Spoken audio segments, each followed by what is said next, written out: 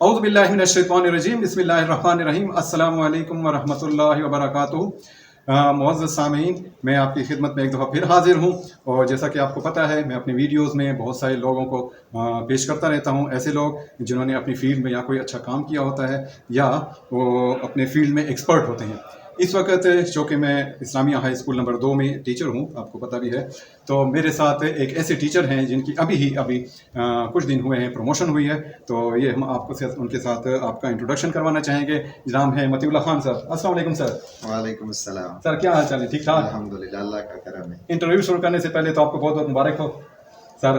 Public thank service you, commission thank you. कोई हर किसी के बस में नहीं है कि कोई क्लियर कर सके। आपने क्लियर करा, आपको बहुत बहुत मुबारक हो सर जी। Thank you, thank you. अच्छा, शुरू करते हैं सर। इससे पहले कि हम कमीशन के बारे में कुछ मालूमात करें, आपसे बात करें, थोड़ा इंट्रोडक्शन, अपना नाम, अपने तालीम कहाँ पे की है और कहाँ से मुकम्मल की है, कौन से गाँव से ताल्लुक़ है, थोड़ा सा आप अपना इंट्रोडक्शन पेश करें लोगों की दिलचस्पी के लिए। बिस्मिल्लाहिर्रहमानिर्रहीम। आसिफ महमूद साहब, सबसे पहले तो आपका शुक्रिया कि आपने अपना कीमती वक़्त निकाला। अपने इंट्रोडक्शन के हवाले से मैं आप लोगों को मुख्तसर मैं आप लोगों को बताता चलूँ कि मेरा नाम मतीउल्लाह है और मेरा ताल्लुक़ गाँव मटकी बिज़नखेल, तहसील डुमेल, ज़िला बन्नू से है। मैंने इब्तिदाई तालीम अपने गांव के school Roshan Islamia model school and college Bizankhel से हासिल की। ठीक है। उसके बाद फिर मैंने एफएससी की तालीम गवर्नमेंट पोस्ट ग्रेजुएट कॉलेज बन्नू से हासिल की। गवर्नमेंट पोस्ट ग्रेजुएट कॉलेज बन्नू से मैंने बीएससी भी की और उसके बाद फिर मैंने मास्टर इन कंप्यूटर साइंस की डिग्री हासिल की from university of science and technology Bannu से। ठीक है, सही है। उसके बाद फिर 2017 में ये मास्टर की डिग्री मैंने 2016 में हासिल की, 2016 में। 2017 में मुझे जॉब मिली, सिटी पोस्ट पे मैं एडजस्ट हुआ। यहाँ पर मेरी पहली posting government high school number 2 बन्नू सिटी में हुई। पहले इधर ही भर्ती हुई जी। सही जी। और उसी वक़्त से मैं यहाँ पर अपने फ़राइज़ सरअंजाम दे रहा हूँ। उसके बाद 2023 में जी। मैंने मास्टर इन हिस्ट्री की डिग्री हासिल की as a private candidate from university of science and technology Bannu city. ठीक है। जो ही मैंने डिग्री हासिल की उसके बाद कमीशन ने हिस्ट्री कम सिविक्स के सब्जेक्ट स्पेशलिस्ट के पोस्ट एडवर्टाइज़ किए और उसके लिए मैंने अप्लाई की। अप्लाई के बाद ये तकरीबन 6/2023 छठा महीना था, जून का महीना। हाँ 6/2023 ये एडवर्टीज़मेंट है KPPSC का। ठीक है। तो अप्लाई करने के बाद हमने टेस्ट दिया। टेस्ट मेरे ख्याल में 2024 के आखिर में था या 25 के स्टार्ट में। रिज़ल्ट में काफ़ी वक्त लगा। उसके बाद फिर इंटरव्यू अभी हमारा कंडक्ट हुआ फरवरी 2026 में। ठीक है। और 1 महीने बाद हमारा रिज़ल्ट आया और अल्हम्दुलिल्लाह अल्लाह के करम से वालिदैन की दुआओं से मेरी रिकमेंडेशन हो गई। माशाल्लाह माशाल्लाह। इंटरव्यू के मार्क्स बताना पसंद करेंगे? कितने मार्क्स किए थे? यहाँ पर आपने जो सवाल किया ये इंतहाई इंटरेस्टिंग है क्योंकि एकेडमिकली मेरा एग्रीगेट जो था वो बहुत कम था। अच्छा। आउट ऑफ 20 मेरा एग्रीगेट बनता था 14। ठीक है। और मार्क्स यानी टेस्ट के मार्क्स जो थे मेरे वो 45 में 36 थे, यानी मैं ओपन मेरिट में नहीं था बल्कि जोन 4 में था। अच्छा, ठीक है। लेकिन इंटरव्यू में माशाल्लाह मुझे काफ़ी अच्छे नंबर मिले और मैंने आउट ऑफ 21 मार्क्स हासिल किए और यही इंटरव्यू की बरकत से फिर मेरी रिकमेंडेशन भी हुई और मैं मेरिट में आ गया। अच्छा, तो ये ना अपने सामाईन के लिए मैं बताना चाहूँ कि बाज़ औक़ात बहुत सारे लोग अप्लाई नहीं करते। वो समझते हैं कि मेरा तो एकेडमिक बहुत बुरा है, तो मैं तो जितने भी इंटरव्यू में मार्क्स ले लूँ भर्ती नहीं हो सकता। तो ये आपकी मिसाल है लोगों के लिए कि एक अगर कम भी हो तो दूसरे में उसको रिकवर किया जा सकता है। बिल्कुल सर, ये जो आपने क्वेश्चन किया, इसी क्वेश्चन के हवाले से मैं लोगों को बताता चलूँ कि हमारे साथ ऐसे कैंडिडेट भी थे जिनकी एग्रीगेट आउट ऑफ 2018 या 17 उनकी एग्रीगेट बनती, अच्छा। यानी एकेडमिक अगर हम उनको देखें। ठीक है। और मेरी एग्रीगेट जो थी वो 14 थी। यानी 3-4 मार्क्स का डिफरेंस था। बहुत बड़ी चीज़ कमीशन होती में है, एक बहुत बड़ी नंबर बात का होती है। डिफरेंस हो तो फिर वो फर्क पड़ बहुत बड़ी सकता बात है। होती है जी, बोलिए। सेकेंड थिंग इज कि ऐसे लोग भी थे जिनके पास रेगुलर डिग्री थी 4 इयर्स की। अच्छा। रेगुलर डिग्री यानी पेशावर यूनिवर्सिटी से या जीसी यूनिवर्सिटी वाले या पॉलिटिकल साइंस डिग्री होल्डर्स भी थे, उनके पास भी 4 इयर्स की डिग्री थी, रेगुलर स्टूडेंट। अच्छा। जबकि ऐसे स्टूडेंट भी थे जिन्होंने प्राइवेट ये डिग्री हासिल की, जिस तरह मैंने ये कंबाइंड डिग्री हासिल की थी बन्नू यूनिवर्सिटी से। इसमें कोई 7 पेपर्स थे और इसके लिए हमने घर पर तैयारी की, बस सिर्फ गाइडेंस ली कि कौन सा पेपर कहाँ तक है, यानी उसका सिलेबस क्या है और उसके लिए कौन कौन से बुक पढ़नी चाहिए। ठीक है। बाकी सेल्फ स्टडी थी और सेल्फ स्टडी पर ये सब कुछ मुझे हासिल हुआ है आज। हालांकि मेरी अपनी डिग्री कंप्यूटर साइंस में है, अच्छा। 4 ईयर की डिग्री, बिल्कुल बिल्कुल। जबकि हिस्ट्री में मैंने बाद में इसको मैंने प्राइवेट हासिल किया है। बिल्कुल सही बात है। प्राइवेट और रेगुलर में तो बहुत फ़र्क होता है, उस तरह स्टडी बंदा नहीं कर सकता। अच्छा, आपने टेस्ट के बारे में बात की, आपने अपनी तैयारी के बारे में बात की कि थोड़ी-सी गाइडेंस वगैरह ली। ये कमीशन के टेस्ट के लिए तो सुना है बहुत ज़्यादा तैयारी की ज़रूरत पड़ती है। कितना अर्सा आपने तैयारी की? और ये कि आपका सब्जेक्ट भी मेन सब्जेक्ट नहीं था, ये तो सेकेंडरी सब्जेक्ट था। फिर आपने उसके लिए तैयारी कितना अर्सा की और रोज़ाना कितना-कितना टाइम उसको आप मतलब तैयारी करते थे आप? सर अगर रोज़ाना की तैयारी की बात करें तो मेरी ये आदत है कि मैं जब से मुझे जॉब मिली है मैं उस वक़्त से डेली बेसिस पे बुक्स, न्यूज़पेपर्स वगैरह ये चीज़ें मैं रीड करता हूँ। ठीक है। गूगल से, इस तरह यूट्यूब से मैं हेल्प लेता हूँ। ठीक है। इस तरह जो कंटेंट प्रोड्यूसर्स हैं जो कि ऑथेंटिक है हिस्ट्री के हवाले से, पॉलिटिकल साइंस के हवाले से, मैं उनकी वीडियोस भी देखता हूँ। तो डेली बेसिस पे 2-3 आवर्स ये प्रिपरेशन है मेरी। ठीक है। इससे ज़्यादा भी हो सकता है लेकिन 2-3 आवर्स ये मैं करता हूँ। यहाँ पर भी जब मेरी क्लास नहीं होती तो मैं ज़रूर कुछ पढ़ता हूँ। जी। और दूसरी बात ये कि कितनी मेहनत की ज़रूरत होती है। मेरे ख़्याल में अगर कमीशन में कोई एसएस की पोस्ट है या लेक्चरर और आपने किसी सब्जेक्ट के लिए अप्लाई किया है, तो उस सब्जेक्ट को आप अगर सही तरीके से 6 महीने तक पढ़ते हैं तो मेरे ख़्याल में आप इजीली कवर कर सकते हैं। लेकिन सिर्फ गाइडेंस की ज़रूरत होती है कि आप सिलेबस के मुताबिक जाएं। यूजुअली यूनिवर्सिटी ऑफ पेशावर जो है, पेशावर यूनिवर्सिटी जिसको हम कहते हैं, यानी अगर उसके सिलेबस को हम देखें, उसके मुताबिक हम चलें जी। तो इजीली आप कवर कर सकते हैं और पास्ट पेपर को स्टडी करें। अच्छा। हाँ। ठीक है। मतलब कमीशन कोई ऐसी बहुत खौफनाक चीज़ नहीं है कि मतलब सारा दिन बंदा पढ़ता रहे और फिर भी नहीं हो सकती है। 6 महीने आपकी तैयारी थी आपकी और रोज़ाना 1-2 घंटे तैयारी करते थे और तो आपने कमीशन का टेस्ट क्लियर कर लिया, इंटरव्यू सब कुछ क्लियर कर लिया और माशाल्लाह एक अच्छे ओहदे पर आप फायज़ होने जा रहे हैं। अच्छा, थोड़ा-सा आपने दिलचस्पी के लिए व्यूअर्स हैं वो आपको देखेंगे और आपसे गाइडेंस भी लेंगे। तो इंटरव्यू जो कमीशन का नाम लिया जाता है फ़ौरन इंसान के ज़हन में फ़ौरन इंटरव्यू की बात चली जाती है कि ये इंटरव्यू होगा और बहुत सारे एक्सपर्ट्स बैठे होंगे और कोई उधर से क्वेश्चन कर रहा होगा, कोई उधर से क्वेश्चन कर रहा होगा। आपके सामने कितने लोग बैठे थे और आपका इंटरव्यू कितनी देर जारी रहा और कहीं इंटरव्यू के दरमियान में आप नर्वस हुए? इंटरव्यू में 4 मेंबर्स थे, ये उनमें से 2 मेंबर्स कमीशन की तरफ से थे, कमीशन के मेंबर्स।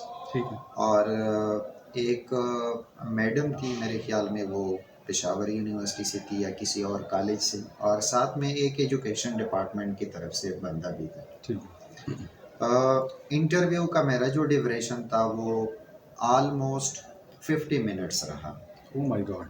और मेरे ख्याल में वहाँ पर जो लोग बैठे थे उनके मुताबिक ये लॉन्गेस्ट इंटरव्यू था। माँ। और इसको मैंने इंटरटेन किया, इस इंटरव्यू को। अच्छा।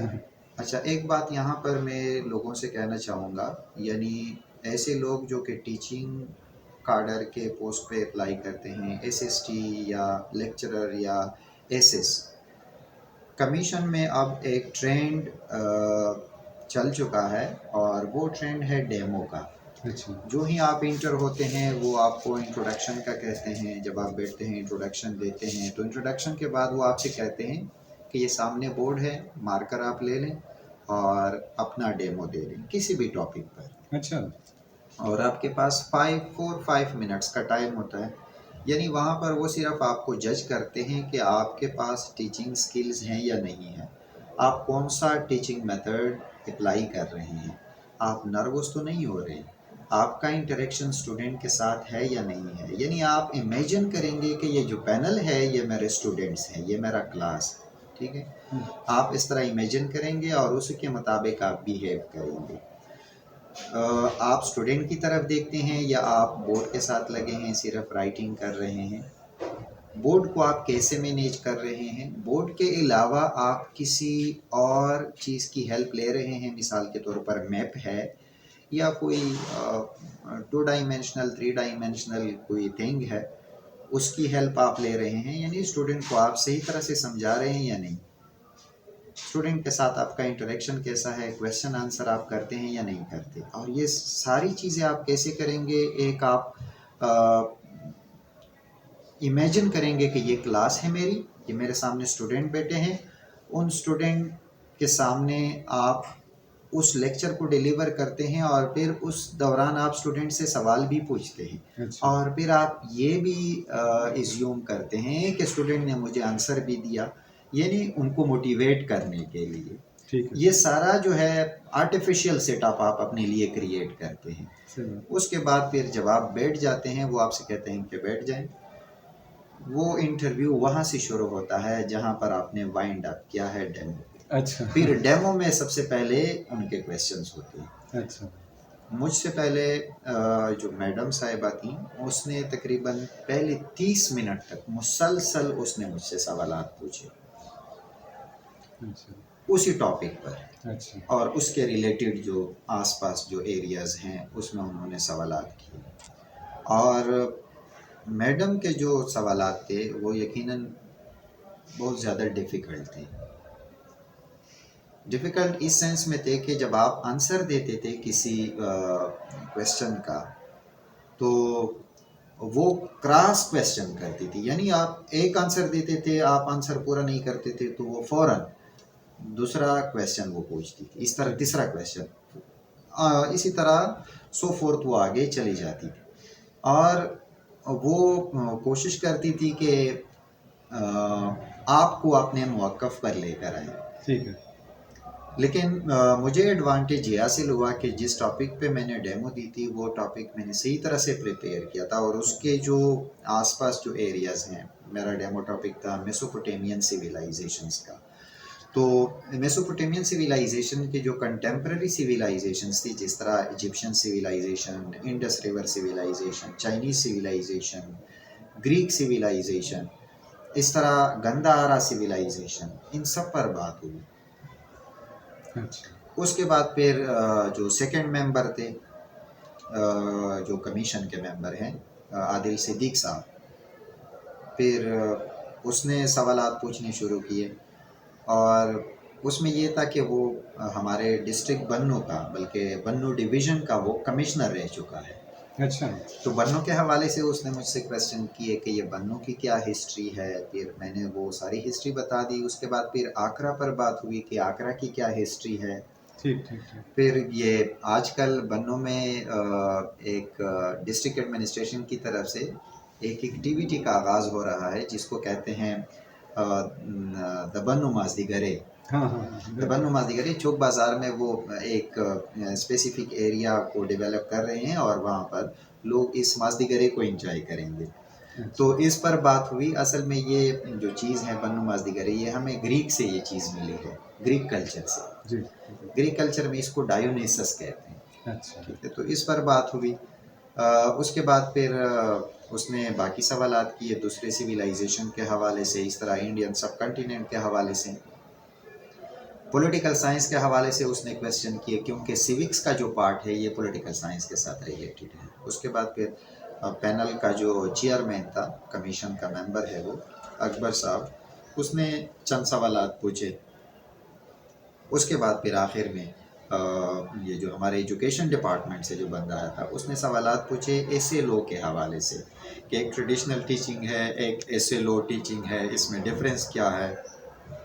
उसके बाद फिर उससे कम्युनिटी वगैरह के बारे में पूछा कि कम्युनिटी को आप क्लास में बच्चों को किस तरह समझाएंगे। तो ये ओवरऑल मेरा एक्सपीरियंस रहा, और इसमें वो मालूम करना चाहते हैं कि इन रियल लाइफ आप टीचिंग कैसे करेंगे, कौन से टीचिंग मेथड्स को आप अप्लाई करेंगे, इस टॉपिक को आप बच्चों को किस तरह आप समझाएंगे कि वो अंडरस्टैंड कर सके every aspect of the topic of the subject. ठीक है, और फिर उनको आप मौका दें कि वो आपसे क्वेश्चन करें, और साथ में आप कौन कौन से टूल्स की हेल्प ले रहे हैं। तो ओवरऑल ये मेरा इंटरव्यू एक्सपीरियंस रहा। नर्वस तो नहीं हुए बीच में? अल्हम्दुलिल्लाह मैं इंटरव्यू के दौरान मैंने इसको सही इंटरटेन किया, क्योंकि इसको मैंने डिटेल में स्टडी किया था इस टॉपिक को, और स्पेशली हिस्ट्री को, पॉलिटिकल साइंस को भी मैंने स्टडी किया था। और एक और इम्पोर्टेंट चीज़ सर मैं यहाँ पर ऐड करूँ कि जो क्वेश्चंस आपको ना आए उसके बारे में आप बात ना करें कमीशन में, क्योंकि वो बैड इम्पैक्ट वहाँ पर पड़ता है उसका। यानी वो देखते हैं, उनको पता होता है कि ये एक बंदा हमारे सामने बैठा है, हम 4 बंदे बैठे हैं, एक्सपीरियंस लोग हैं, और ये हरफने मौला तो नहीं है। सही बात है। हाँ, वो सिर्फ ये जानना चाहते हैं कि आप हर उस चीज़ पर बात करना चाहते हैं जिसके बारे में आपको इल्म है या नहीं है। अगर आप उस चीज़ पर बात करेंगे जिसके बारे में आपको इल्म है तो उसका पॉजिटिव इम्पैक्ट पड़ेगा। जो चीज़ आपको नहीं आती स्ट्रेट फॉरवर्ड आप सॉरी कह दें। Sorry is not a wrong answer, ये रॉन्ग आंसर नहीं है, उनको पता होता है। और इस दौरान मेरा भी इंटरव्यू ऐसा रहा कि मेरे ख्याल में 7-8 क्वेश्चन पे मैंने सॉरी किया है, क्योंकि 50 मिनट के इंटरव्यू में 50 से ज़्यादा क्वेश्चन उन्होंने पूछे, तो इनमें से 7-8 पर मैंने सॉरी कह दिया, लेकिन फिर भी मुझे अच्छे मार्क्स मिले। और इंटरव्यू में, पूरे इंटरव्यू में सबसे हाईएस्ट मार्क्स 22 थे और 21 मुझे मिले। ठीक है जी। अच्छा, जब एक बच्चा या एक नौजवान कोई भी काम करता है तो उसके जहन में कोई एक रोल मॉडल होता है। आपके ख़ानदान में ऐसा कोई कमीशन के ज़रिए भर्ती हुई थी, ऐसा कोई बंदा था जिससे आपने फिर आपका वो रोल मॉडल था और आप फिर उस साइड पे आपने सोचा कि मैं भी कमीशन के ज़रिए कुछ करूँगा?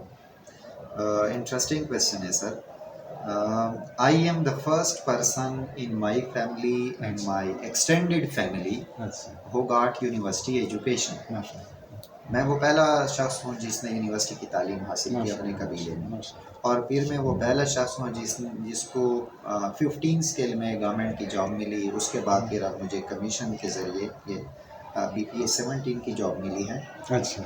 हाँ, एक बात ये है कि इस सब के पीछे मेरे बड़े भाई, अच्छा, और स्पेशली मेरी वालदा जो है, अगरचे वो अनएजुकेटेड है, बिल्कुल, लेकिन उनकी दुआएं, उनकी मेहनत, she is my favourite personality, मैं यही कहूँगा। अच्छा। बस आपने एडवांस में क्वेश्चन का जवाब दे दिया कि मेरा क्वेश्चन यही था कि कमीशन के प्रोसीजर बहुत लंबा प्रोसीजर होता है, तो किस किस ने आपको सपोर्ट किया था? आपने फरमा दिया कि आपके भाई ने, और दुआएं आपके साथ किसने की? आपकी वालदा थी आपके साथ? आपकी वालदा थी, मेरी वाइफ थी, लेकिन क्रेडिट यहाँ पर मैं ज़्यादा दूंगा मेरे अपनी वालदा, जिसकी कबूल भी हुई हैं। She is my favourite personality. ठीक ठीक ठीक ठीक, सही है। अब तो आप माशाल्लाह रिकमेंड हो गए हैं। कोई मुबारकबाद है किस किस की तरफ से मिल रही हैं? रिश्तेदार हैं, मुझे पता है आप ज़्यादा सोशल तो नहीं है, लेकिन आपका जिस कौम से ताल्लुक़ है वो बहुत ज़्यादा मतलब यह है कि सोशल लोग होते हैं। तो सर कौम वाले हैं, कोलीग्स हैं, आपके दोस्त हैं, रिश्तेदार हैं, किसकी तरफ से मुबारक ज़्यादा आ रही हैं? सर यहाँ पर अगर मैं एक कंपनी का जिक्र ना करूँ तो वो ज़्यादती हो जी, और वो कंपनी है उसको मैं फैमिली मानता हूँ, यंग टीचर्स एसोसिएशन। अच्छा। यंग टीचर एसोसिएशन ये मेरी फैमिली है, और यहाँ से मुझे जितना सपोर्ट मिला है, जितने लोगों ने मुझे इंकरेज किया है, स्पेशली यहाँ पर हमारे गवर्नमेंट हाई स्कूल में बन्नू सिटी में सैयद सलमान हाशमी साहब जो कि हमारे YTA के प्रेसिडेंट रह चुके हैं, हमारे यहाँ पर अपने कुलीग हैं, नुमान साहब हैं, बाकी लोग हैं, और YTA के फ़हीमुद्दीन साहब, बाकी जितने भी लोग हैं बहुत सपोर्ट किया है, उनकी हेल्प, और उन्होंने मुझे जितनी दाद दी है, जितना सेलिब्रेट किया है, शायद इतना किसी ने सेलिब्रेट ना किया हो जितना YTA ने, यंग टीचर एसोसिएशन ने इसको सेलिब्रेट किया। ठीक। अच्छा, अब कमीशन का प्रोसीजर ये सब कुछ तो ठीक है, बड़ा एक ड्रीम सा होता है, बंदा खुश भी बहुत होता है, लेकिन इसमें छोटा सा प्रॉब्लम होता है। अपने शहर को छोड़ना पड़ता है। अगर आपको कहीं शहर छोड़ना पड़ा, कोई एडजस्टमेंट वगैरह की कुछ मालूमात है, वैकेंट पोस्ट कहाँ पे हैं, आपकी एडजस्टमेंट कहाँ तक होगी, और अगर कहीं बाहर जाना पड़ा पिशावर, दीर और बड़े दूर दूर इलाकों में, तो खुशी खुशी जाएंगे या मतलब है कि असल थोड़ा में खफा होके जाएंगे?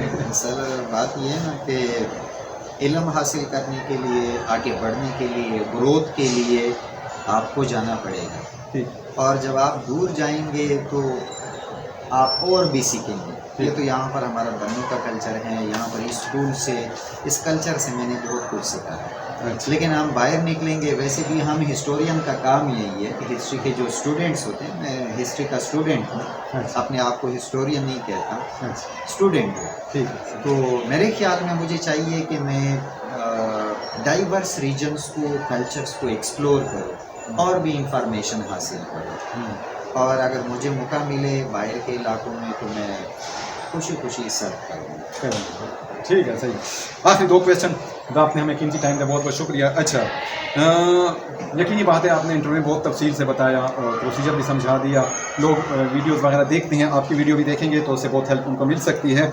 अच्छा, यही जो यंग हैं, जो कमीशन पे जिनके एम होता है, जिनका मंसूबा होता है कि हम इसी से आगे जाएंगे, तरक्की करेंगे, तो उनको क्या कोई पैगाम देना चाहेंगे? आपने पहले बहुत कुछ फरमा दिया, फिर भी कोई बात रह गई हो तो वो भी अपने दोस्तों से, शागिर्दों से, जो कि टीचर हैं हमारे, तो बहुत ज़्यादा लोग हमें फॉलो करते हैं, तो कोई पैगाम देना चाहेंगे नौजवान नस्ल को? सर मैं ये पैगाम देना चाहूँगा कि पहले मेरा भी यही, शायद लोगों ने ये ताट बनाया है कि कमीशन में जो है वहाँ पर रिश्वत से काम चलता है। ठीक है। और फिर जब लोग कहते हैं तो आपका भी यही सोच बन जाता है। यकीनी बात।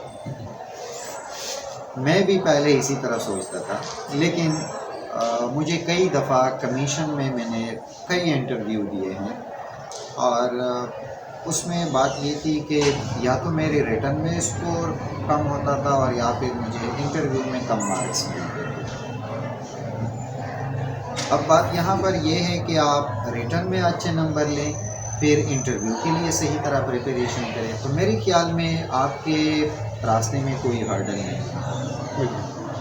नौजवान नस्ल से, स्टूडेंट से, मैं अपने दोस्तों से यही रिक्वेस्ट करूँगा कि आप लगन के साथ पढ़ें, मेहनत से। अपने सब्जेक्ट पर सही तरह फोकस करें। हो सकता है कि उसमें साल लगे, 2 साल लगे, 5 साल लगे, लेकिन एक न एक दिन आपको इसका फल ज़रूर मिलेगा। सही।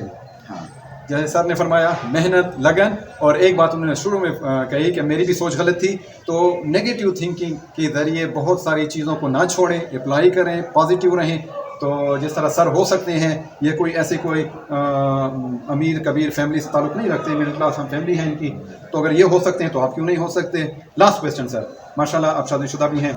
अच्छा, तो वाइफ भी हैं, मदर भी हैं, फादर भी हैं, तो यार दोस्त भी हैं, अपनी कामयाबी को, ये बहुत बड़ी कामयाबी है, तो किसके नाम डेडिकेट करना चाहेंगे? मैं इस कामयाबी को मेरी वालदा जो है, my favourite personality, I dedicate this success to my father, to my mother. She is my favourite personality. ठीक है जी, बहुत बहुत शुक्रिया, आपने हमें कीमती टाइम दिया। आपने ना सिर्फ अपना नाम रोशन किया, अपने ख़ानदान वालों का नाम रोशन किया, अपने गांव वालों का, और सबसे बड़ी बात, अब तो आपने हमारे नंबर 2 स्कूल का भी नाम रोशन किया।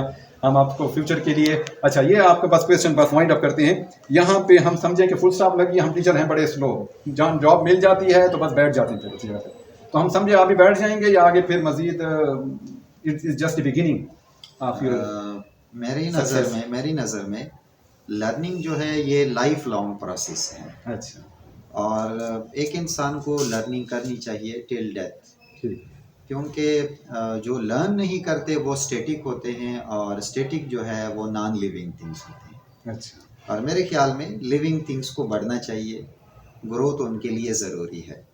तो मैं तो कोशिश मेरी यही होगी कि मैं आगे बढ़ूं और भी बहुत कुछ सीखूं रोज़ाना की बुनियाद पर। हर लम्हा, हर डिफ़िकल्ट टाइम या हर अपॉर्चुनिटी से आप ज़रूर कुछ सीखते हैं। तो इंशाल्लाह उम्मीद तो यही है कि मैं आगे बढ़ूंगा और भी पढ़ूंगा और भी मेहनत करूंगा। ठीक है, सही है।